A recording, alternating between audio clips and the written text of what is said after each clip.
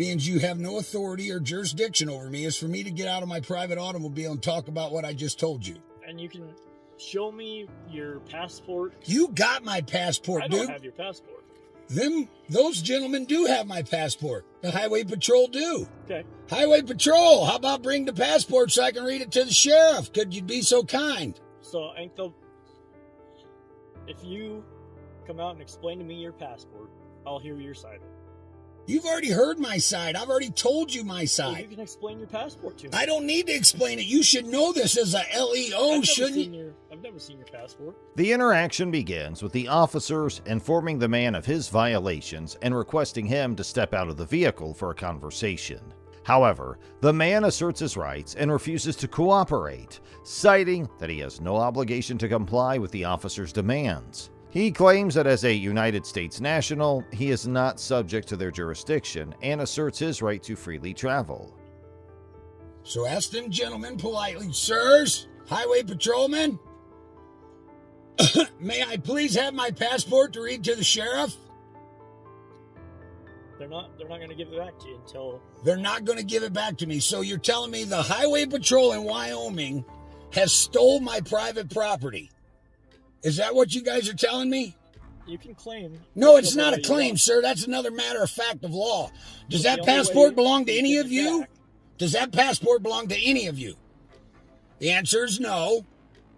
And if you're not giving that back to me, which is my said possession, what is that called? What's that called? As LEOs, you should know what that's... Let me know. That's called theft. Okay?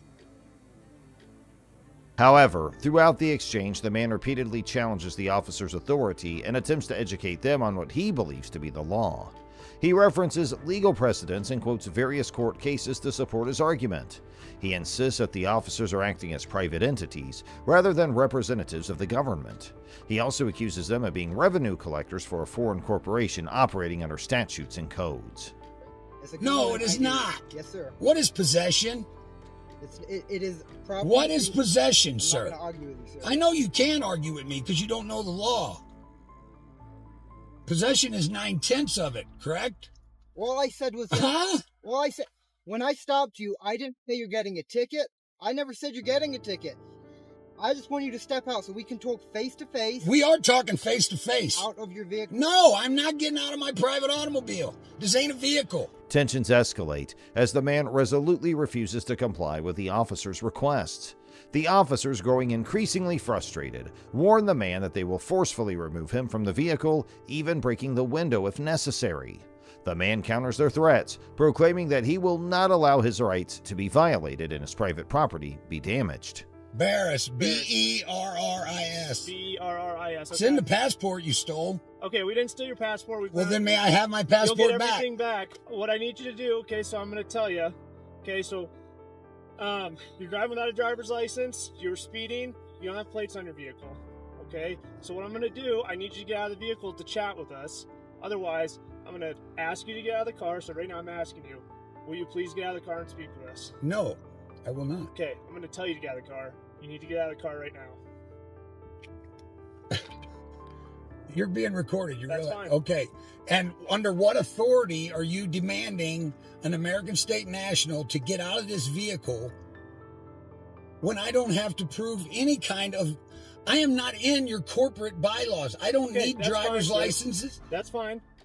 The conversation becomes heated with both sides firmly entrenched in their positions. The man accuses the officers of theft, claiming that they have unlawfully confiscated his passport, in which the officers ask the man to come out of the vehicle, which he denied to do. I've already helped you. I've educated you about the law, but you're not listening. Okay. You're not accepting the facts, okay? Now, I'm going to ask you one more time. I would like my passport back. I would like to get on my way. I have critters with water freezing. I really don't have time for this. Okay, sir. I'm telling you, if we have to, we will break the window, unlock the vehicle, and pull you out. Do you want it to get to that, or do you want to come out and talk to us? Okay, so you're threatening... The man emphasized the urgency of the situation, stating, "I have critters with water freezing. I really don't have time for this." Attempting to resolve the issue peacefully, the individual warned the other person that if necessary, they would resort to forceful measures, to which the cop said, "Sir, I'm telling you, if we have to, we will break the window, unlock the vehicle, and pull you out. Do you want it to get to that, or do you want to come out and talk to us?" You guys admit that you have no authority over me. We can't do that, sir. Well, I'm sorry you can't do that. Okay. But I am not going to allow you to violate my rights to travel. I will not allow you to damage my private property. Okay? I'm telling you right now. I don't want to damage your private property. That's what I'm saying. Right. I don't want to at all. Okay. All I want you to do is get out of the vehicle so we can talk. That's it. That is it. And I won't damage your private property. Nothing. That's Not happening. Okay. I don't have to get out of this vehicle. Okay, so why are we coming to this? Why are we butting heads there? Why don't you? Because you guys are not listening to the matter of fact of law. That's why. To the matter of fact of law. It's called the matter of fact of law. Okay. The man didn't let his guard down and demanded to return his passport and challenges the officers to admit they have no authority over him. Yes, sir. Can I do for you? All right, sir. Here's your passport back. Can you roll it down a little bit further? You just want me to slide it in there? Just slide her in here. Okay, so this is back. Did you already pull those out? Okay. Free to go for now, okay? What'd you do to my car? We didn't do anything to your car. Okay, I got it on film here. Okay. There's nothing sabotaged on my private vehicle. There's nothing sabotaged on your vehicle. Relying on the intervention of the sheriff's department, the individual expressed their trust in their involvement. They mentioned that all parties involved were gathered together for a discussion. The individual noted that a young officer approached them with their passport and handed it to a higher-ranking highway patrolman. Then the man respectfully addressed the officer, asking, "Yes, sir, what can I do for you?" The officer returned their passport, and the individual requested them to roll down the window a bit further for the return.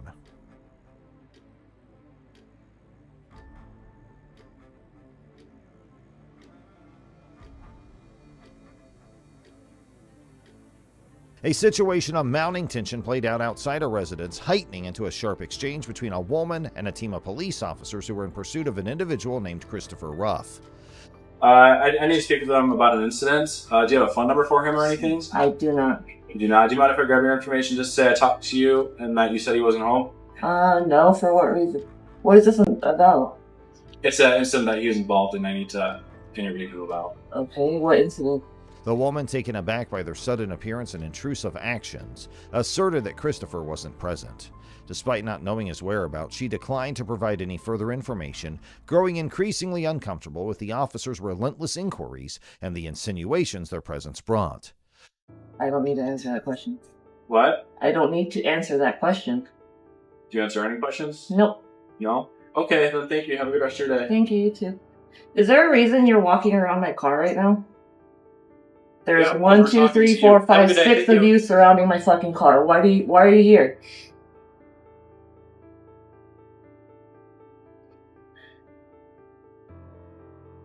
Regardless of her distinct assertion that she lacked any useful information, the officers carried on with their questioning, they initiating photographing her car and circling it in a manner that she found threatening.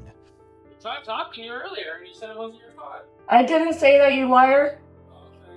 Why are you taking pictures of my fucking car? An incident. That's why we're trying to talk to Chris. Why are you talking to Chris if it's my fucking car? You weren't driving. You have to tell me why you are taking pictures of my vehicle. That's why? Yes. Why didn't you fucking tell me that? I've been asking for like 20 minutes. She demanded to know why they were photographing her vehicle and why they were at her location, her irritation mounting with every evasion of her questions. In response to her rising annoyance, one of the officers finally divulged a vague reason for their actions. He mentioned that her car had been implicated in an incident. However, he left the specifics of the supposed incident undisclosed, causing the woman's confusion to persist. Did you not tell them it was involved in a collision? He was involved in an incident, that's what he said. Okay. And then I said, why are you surrounding my car? And nobody's fucking answering me. You tried to talk to me earlier and you said you didn't want to talk about the car, so how are we supposed to know you I didn't say that. What are you talking about? I'm recording right I now. was involved in a collision. Would you like to talk to us about that now? What collision? I wasn't driving the car. She denied driving the car and asserted that it had been parked there the whole time. The woman defended her rights vocally, challenging the officers' actions and their refusal to supply clear explanations for their conduct. Despite their assurances that she wasn't receiving any kind of citation, the continued presence of the officers and their invasive actions cast doubts over the authenticity of their claims. Okay. It's been parked here. What do you need? What do you need? Okay, who else drives your car then? None of your If you're fucking willing to business. communicate- None of your fucking business. What do you Then need I'll with my communicate car? with you, but if you're just going to be disrespectful and not answer the question, Are you going to give me a citation of some kind? No, I'm not. That's why I didn't ask to speak. Then to you. stop I asked to speak taking with- fucking pictures of Okay, my that's why I car. asked to speak with the If you person, need okay? any information, you can call the person that you think was involved. Then I asked for his And phone get number the and he fuck said away he from wouldn't my give it to car. me, okay?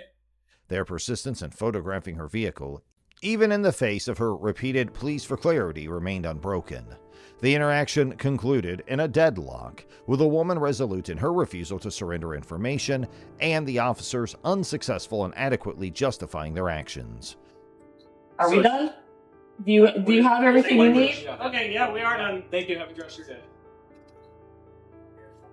Fuck out of here.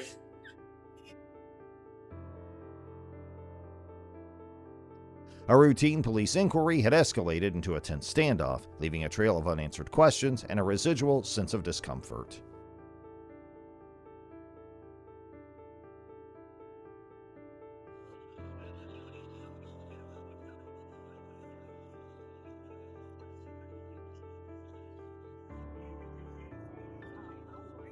Record.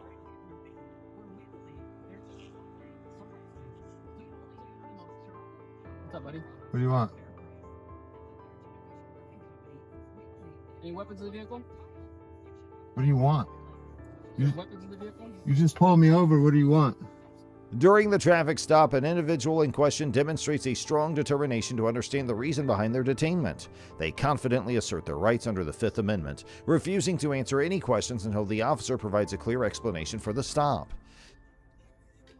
You need to tell me why you stopped me. What's that? You need to tell me why you stopped me. Yeah, I'll explain that in a second to you. No, you need to tell me right now. You just detained me on the side of the road while I'm driving. Oh, is that right? Yeah. Okay, I'll explain all that in a second. Can you confirm you have weapons in the system? In the system? Confirm you have weapons in the vehicle. You're gonna tell me why you stopped me before I ask any questions. Answer any of your questions. By invoking the Fifth Amendment, which protects individuals from self-incrimination, they emphasize their right to remain silent. You know who I am? That is your voice. Ah. Okay. So why are you asking me if I have weapons if you know who I am? I can't see what you have going on your lap. That's why. If you know who I am, you know I don't have any weapons. So why are you asking me? Right? Will you be able to answer that question for me yet or no? You don't gotta roll it down. You You don't have to. Their insistence on being informed about the purpose of the stop before engaging in any dialogue reveals a strategic approach to the situation. Yeah, it does. You better tell me why, It's not for him. He got right now. You'll explain to me eventually?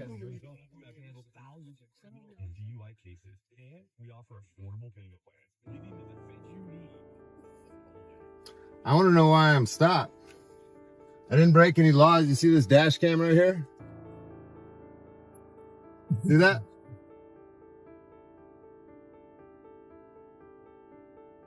They emphasize the importance of the officer's obligation to state the reason for the stop, seeking transparency and accountability from law enforcement.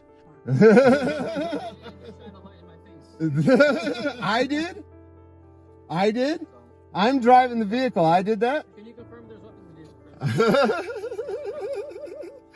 Hey, you guys, I got a dash cam right there that will show all of this. This is excellent. Share this around. This moron knows who I am and he's asking me if I got weapons in the car. By prioritizing their right to know why they were stopped, the individual establishes a foundation for challenging the legality and validity of the encounter. I don't have to answer questions. You know what the Fifth Amendment is? Stand by with him.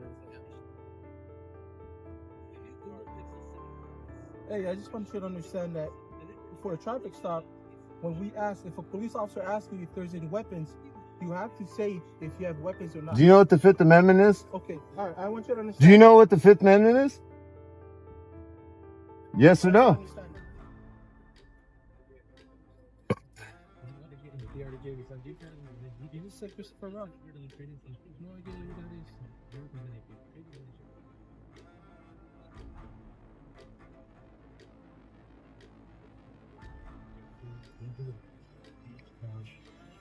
Hit the like button, you guys. Share this. Their assertiveness not only showcases a firm understanding of their rights, but also challenges the authority and discretion of the officer. By putting the burden of explanation on the officer, they aim to ensure that the stop is based on legitimate grounds rather than arbitrary or discriminatory motives. This interaction exemplifies a proactive approach to asserting one's rights during police encounters, highlighting the significance of accountability, transparency, and adherence to proper procedures in law enforcement. The law is for everyone to follow, and no one is exempted from it, not even lawyers. No matter how intelligent they think they are, karma always gets them. Can attorneys get away with anything? Can they sway a ruling in favor of their clients or even themselves? Watch the video to see how these attorneys get owned by cops for breaking the law. Las Vegas attorney in some trouble for a series of alleged late-night rendezvous with one of her clients. Hal Uhrig, an area criminal defense attorney from Orlando, made headlines all over the country. Hal Uhrig, who represented George Zimmerman in the Trayvon Martin shooting incident, was arrested on various charges, which included soliciting perjury and tampering with a witness or victim. Marcos Lopez, Osceola County Sheriff, said that Uhrig took on a case involving a man named Krishnath Prasad, who had been charged of raping a 9-year-old girl. Uhrig was accused of holding a meeting with his client, the victim, and her father. Uhrig tried to cut a deal to keep the suspect from going to jail. During their meeting, Uhrig instructed the victim and her father to do 3 things. Firstly, to write a declination, that is a letter to the state attorney saying that the rape never happened. Basically a letter to the state attorney saying the rape didn't happen. Secondly, to avoid being served a subpoena so that they didn't have to go to court to testify, and lastly, to lie during their deposition and say that the rape didn't happen. According to Lopez, he wanted to make sure this guy didn't go to trial for rape. He added that Mr. Prasad committed the sexual battery at a time when she was 9 years old, and this is what caused Mr. Uhrig to work a deal out with the victim to try and get Mr. Prasad off on a lesser charge so that sexual assault battery cases will go to trial, and this will be a separate trial against the attorney. Even after being pressured to such an extent, the victim decided to come forward and report the conduct to the state attorney's office in July of 2021. Osceola County started an investigation against Prasad's attorney on the basis of the victim's complaint. The victim's father engaged in a controlled phone call with Uhrig and said that he couldn't talk on the phone about any specifics and wanted to meet in person. According to the officials, the father wore a recording device during his meeting with Uhrig, and during the meeting, the attorney made him turn off his cell phone and told the father to read a script off of his computer screen. He wore a recording device, the victim's father. During the meeting, the attorney made him turn off his cell phone. Lopez said that the script was his defense for when he goes to court on the charges. However, fate had other plans for them. Prasad, who was arrested back in 2019, is working his way through the court system. On the other hand, Uhrig is accused of soliciting to commit perjury, which is a third-degree felony, and also for tampering with and harassing a victim, which amounts to a capital life felony. Given Uhrig's 40-year-long career, this might not be the first time he has done something like this. According to Lopez, if you're an attorney, you've been practicing law for a long time, and there's no way you're going to jeopardize your career on something like this, especially at that age. Especially at that age, it's retirement time. So I think this wasn't his first rodeo. Unless someone else comes forward, we won't know that, but that's what I suspect this time. The next attorney in line is Alexis Plunkett. This topsy-turvy case involves a 38-year-old attorney from Las Vegas named Alexis Plunkett, was indicted with 2 counts of conspiracy to unlawfully possess a portable communication device and 12 counts of a portable telecommunication device by a prison. The charges relate to her visit with her 28-year-old client and boyfriend at the time named Andrew Arevalo. This man was shot in the face by a high state correction officer in 2014. He also faced felony and weapon charges and was awaiting trial. His case was represented by Plunkett in his lawsuit against the Nevada Department of Corrections in connection with the shooting, which resulted in another man's death. During her visit, security camera footage shows Plunkett handing over her phone to Arevalo. Now, this is a felony that could land her in jail for a year. However, her case took a complicated turn. Even though the couple started off as boyfriend and girlfriend, they were experiencing rifts in their relationship after her phone was examined by the police. It seems that she is trying to put a hit on Arevalo, Her text messages about her joking about felonies led her to her downfall. Some of the texts read, "I've placed hits in every Nevada prison on Andrew with every homie and lifer I know." She further added, "This pause will never survive in prison now. He's F with the wrong bit. I am not the one. I represent all the sure-knows and he's gonna get it." However, one of the people in the group asked her to delete the message. He said, "Alexis, this isn't funny. I know you are under a tremendous amount of stress, but I'm not interested in joking about felonies. I don't think anyone is either." She replied, "I am not joking. That's why I said to delete it. He said he was going to have me murdered, so I'll take care of business first." Plunkett's attorney Adam Solinger said that her messages show that she was under great stress and she was only venting about the bad situation she was in, and that her words shouldn't be taken as a serious threat. Despite all of her 14-count indictment, Plunkett was dismissed by the district judge Michael Villani. However, she was shockingly arrested again for charges of bribing or intimidating a witness, which is a felony. According to her lawyer, her guilty plea comes after reaching an agreement with prosecutors. The agreement is a good resolution for all sides involved. It's the choice that she made, that's best for her, and I respect that. Ultimately, it came down to being tired of continued litigation. Fighting a war on two fronts takes a toll on you, and remaining in custody pending your trial and resolution of your other case is really hard to do. She pleaded guilty of possession of a telecommunication device and was ordered to serve 3 years of probation and was later disbarred. In the next case, Christopher Reynolds, a 44-year-old Florida attorney, shocked everyone. He was accused of stealing nearly $800,000 from his clients. He was arrested by the Pinellas County Sheriff's Office for multiple charges, including money laundering and grand theft.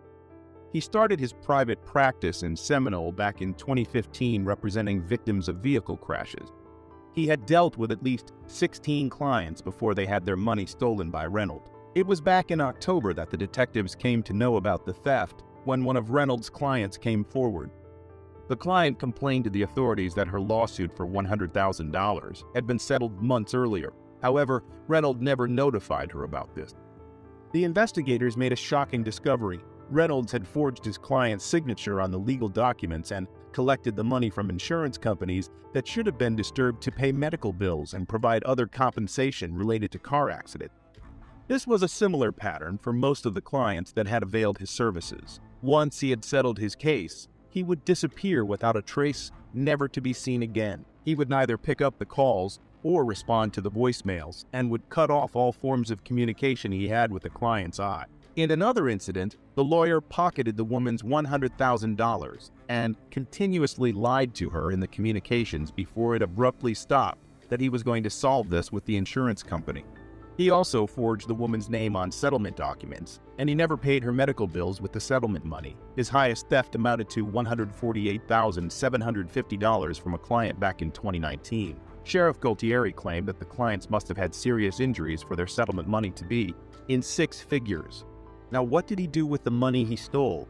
The answer will shock you. The lawyer had a drug abuse problem. He used a portion of the stolen money to purchase drugs and nearly spent $30,000 on pornography and $424,000 on prostitution. Sheriff Gualtieri later commented, "They're licensed to practice law. They've got the boxes checked. They've got the credentials. They've got the credibility that goes with that, and they're really just a thief who is ripping them off." These are not isolated cases. Many lawyers who are corrupted and have been cheating people for years are roaming free in this world with no one to put a check on them. What do you think of these lawyers? Were they punished approximately? Let us know your thoughts in the comments below. Don't forget to press the bell icon and subscribe to our channel for future updates.